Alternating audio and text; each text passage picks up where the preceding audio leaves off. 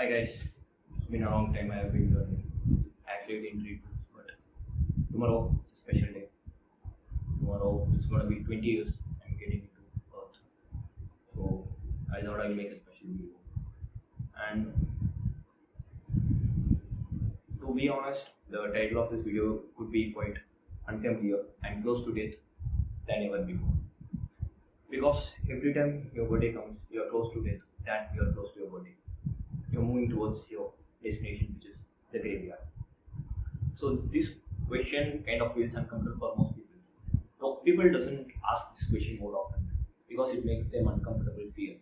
But I always keep asking this question because I want to answer some other question, which is what's the purpose of life? This question actually started somewhere in the COVID, like when I didn't have anything to do because initially I started watching some movies. Hearing some movies, then random finance videos, and then random entrepreneurial business videos. And after time, I was fed up with most of them, and was about to. I can't do anything, and that's when I somewhere started to see about the life purpose, why we are here, what we are here to do, and that's when I started asking this question: what's the purpose of this life? And since then, I've been in the adventure of finding the answer for that. And till now, I have gotten vague idea, but I haven't found the perfect answer. But after getting into college, over the time, what I realized was that it's not a single line or a single sentence that's going to define your life purpose. It's the way you live throughout the life. So I thought I'd reflect on my 20 years of life and figure how I did it and how I'm going to do it in the future. Disclaimer, I don't have photographic memory, so I may miss a lot of parts in my life, but what I'm going to tell is things that are classified as important in my brain. That's it. Since birth in 2005 to 2016, kind of 10 to 11 years, my life was just filled with studying for months. That's it. Because my parents was kind of overprotective, so I didn't go out much, didn't play sports much, just a bit of skating and shuttle in my school days. That's it. Nothing much in sports or any other extracurricular activities. I was just bookworm, to be honest. Even though if I don't study, I used to sit in front of in my table and have a book in my hand so that I could pretend I'm studying to my parents. Then nothing much, just maybe a couple of movies on the weekends, and that's what my first 10 to 11 years of life felt like. And also, one random evening, a salesman came to my house and to sell some books. It was like encyclopedia, thousand inventions that changed the world, thousand ideas that changed the world, such kind of books. It was a bunch of 5 books. Actually, the MRP was close to 12k, but it was the offer prices for 2.5k. So my father bought it and kept it in my home too and asked to study. Initially, I didn't like much, but once I started studying those books, it was interesting because it started way back in the invention of knives and up to the latest gene editing. It was quite interesting reading those books, and that's when my curiosity of building things or breaking things, generally solving problems for the betterment of human life, that curiosity started building over there. From the transition of 6 to 7, that is 2016 to 17, two important incidents happened in my life that kind of paved the path of my current life from then to now. So those two incidents. The first one was that one of my friend who I used to regularly compare to get more marks. One of my friends is I couldn't like to take the name because he could feel uncomfortable. So he came to the class one day morning and he told that there is a person in the world he is the only person in the world who is CEO of 2 companies. And to be honest, at that time I don't even know what is a CEO. So I kind of was curious and started to search about that person. And it wasn't actually CEO of 2 companies. The person was the CEO of parent company as well as a sister subsidiary company. So that was the thing. But he actually misinterpreted the information. But that misinterpreted information which he gave me the fact in class, I started searching about him. Where did he study? And his beginnings was quite humble and comparable with me. And that's when I started comparing myself with him and kind of started aspiring his lifestyle. And he is none other than Mr. Sundar Pichai, the CEO of Alphabet and Google. And the second incident was in the same time from 6th to 7th, my home got the first smartphone. Till that, everything was feature phone, like the small phone with 10 to 12 buttons. But the first time, it was Seclon Smart 4G phone. I still remember it, and the price was 3,000. That's the first smartphone that came to my home. It gave me two advantages: internet and YouTube. So with those two things and the name Mr. Sundar Pichai, I started searching a lot, started watching a lot of YouTube videos, Wikipedia, Google surfing, a lot. And from that, slowly I understood that what I want to do or what are my interests. That's so basically internet and the YouTube. Those are the two powerful weapons or tools that kind of paved my life. Then COVID came. Actually, a lot of people suffered in COVID, but for me, those years was kind of enlightenment. So I learned a lot, saw even more lot of YouTube videos, some random shit like movies and series, but a few couple of good ones from people like Ali Abdal or James Frank, PR Sundar, such people. And I slowly kind of did a low level learning, just random watching videos. It's not active learning, it's kind of a passive learning thing. And then came 2021. It was time to take one of the important decisions in an Indian student, like to pick the. And since my childhood, I was curious about building and reassembling things and to know how things work. Like for example, when no one was in home, I used to break down my mother's PC, which was a Pentium processor with 512 MB of RAM and 80 GB of storage. It was kind of old. It was from the early or late 2000s. So I used to break it down, reassemble it. But at the time, I don't even know what's a motherboard or what is a hard drives or solid state drives. But I started doing it, and so after seeing such things, I thought I was more interested in kind of building electronic devices or electronics things like smartwatches, laptops, computers, consumer electronics. So I thought I want to go that side, and the group for that was science, like maths, physics, chemistry, and language along with computer science. So I was studying in school, which would have classes from 8:30 to 4:30, sometimes 5:30 of an hour extra class, an hour of extra classes.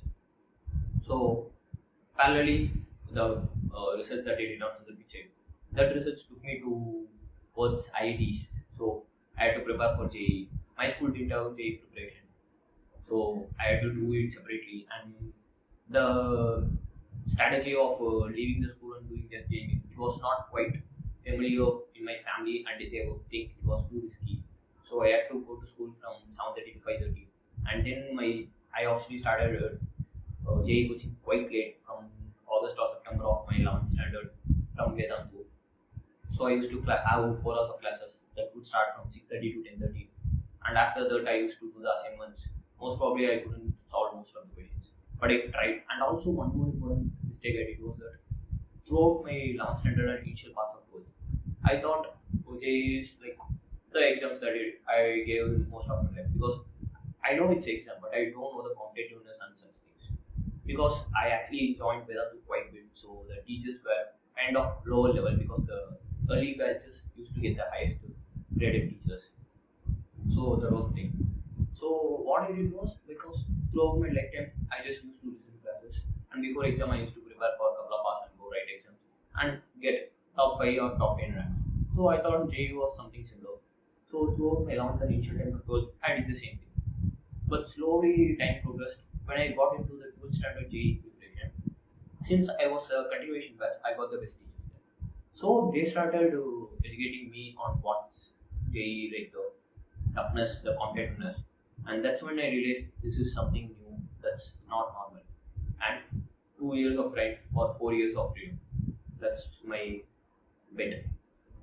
And finally, actually targeted for IIT Kanpur, ECE, but I couldn't get there because kind of I want to build electronics like consumer electronics. So I thought, just because the electronics world is in the branch, I thought electronics and communication is the branch for me.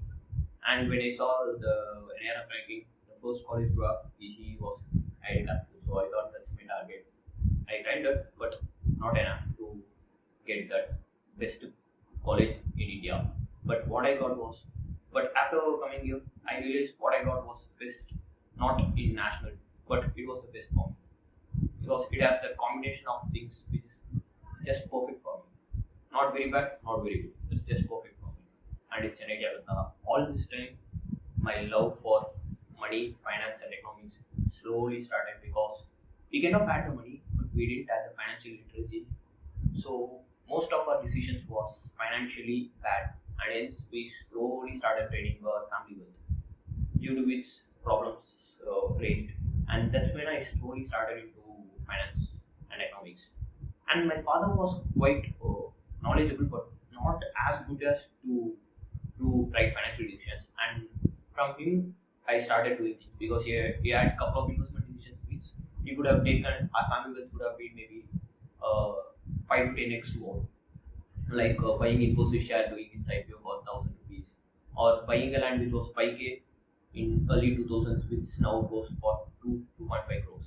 So those are a couple of financial decisions which he did it in a normal way. So he actually took those financial investments as granted, and he didn't focus much on them.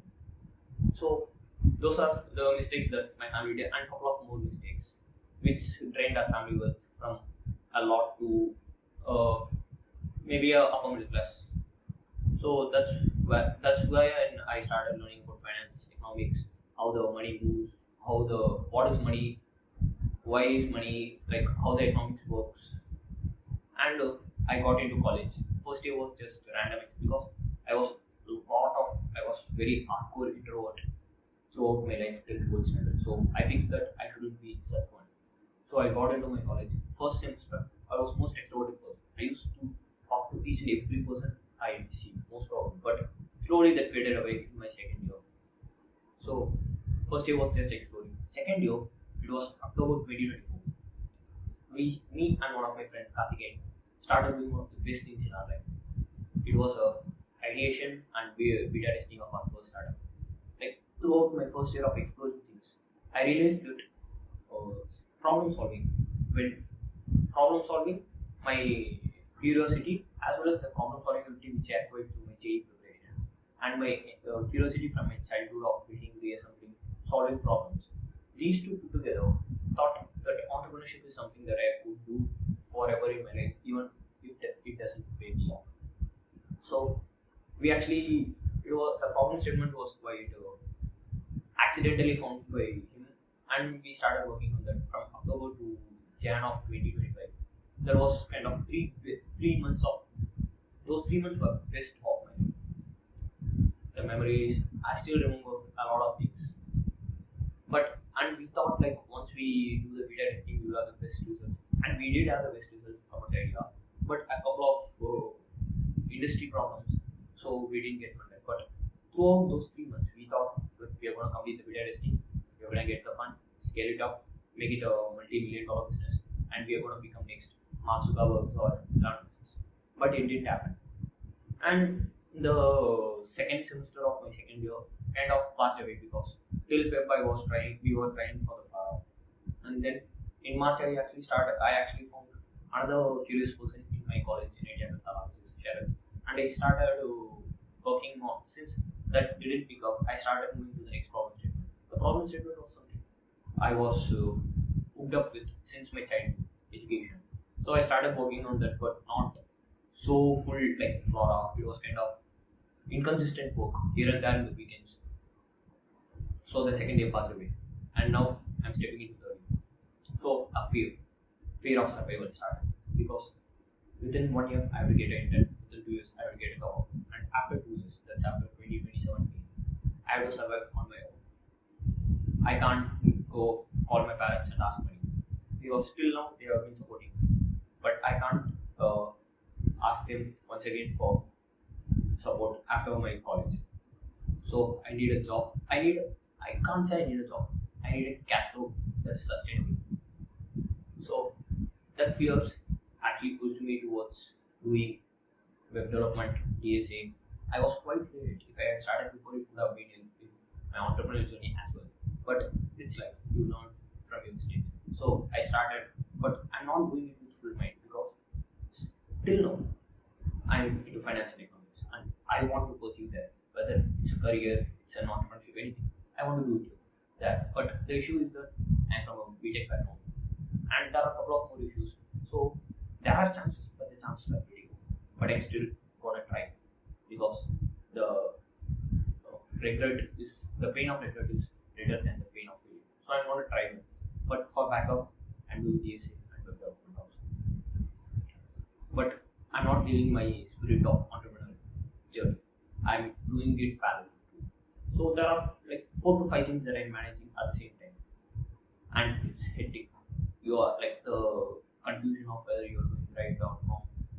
But the only way you know is doing it, because the rise of AIs have given me the greatest advantage of this random thinking model which spits out words or thoughts, but it can't predict what your life is going to be. The only way you can know whether you are right or whether you can live with your decisions or not is by taking them. There is no other way. So all this work of journaling, kind of talking to yourself, all this started from the single thing.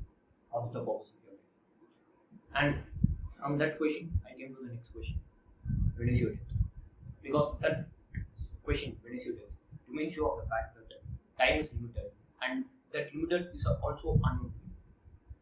So you take not right decisions, the decisions that you like and right, and could give outcomes that you want. So, and there are a couple of lessons that I learned through these 20 years of journey. I'll be sharing the most important ones here. Journey and companion is what all matters, because everyone's destination is great. Money, after a point, is just a piece of paper, but till that point, money is everything. I may not be the right person to tell this, but trust me, I learned it. And then you are a combination of specific decisions and situations. So you are not comparable with anyone and anything. The world is unfair, and life is living with them, not without them. The pain of regret of not trying is way larger than failing. Every decision you take on this planet Earth in your life is a neutral decision. Means it has equal number of pros and cons, but you have to decide which ones are you gonna sacrifice for which ones. That's like, after all this, did I figure out my purpose? No, but what I figured out was that purpose is something that evolves over time. Which so as of now, my purpose is, I have 2 purposes. The one that's for my lifetime, building building companies that solve problems for the betterment of humanity. That's my lifetime purpose. But for the short time, I had to get consistent cash flow, which I could use to survive, like home, food, and basic needs.